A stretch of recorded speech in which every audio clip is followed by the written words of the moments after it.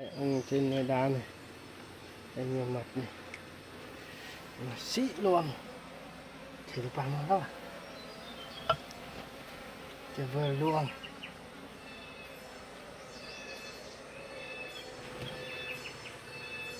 Làm gì lấy, này, 4 người lấy hôm nay.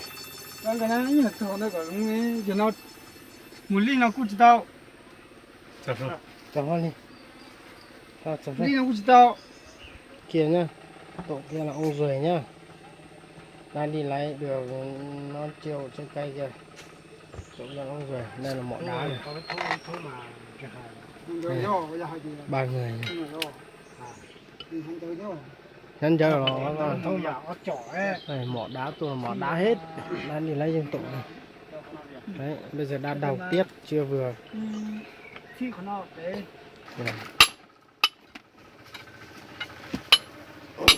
Bây giờ không vừa lại đầu tiết. Đầu tiết cái lỗ để nó to một tí. Lỗ ông kia là đang ở trên đấy.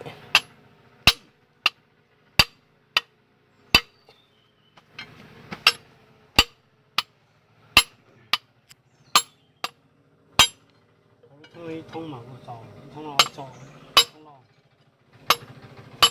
Tao rất nhiều tiền. Tới món tổ có xuống tới xuống gì.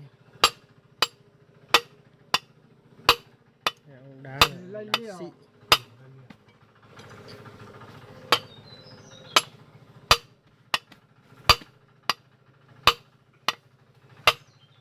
Món cử phai mùi, ý là lên cho phai. Thì sẽ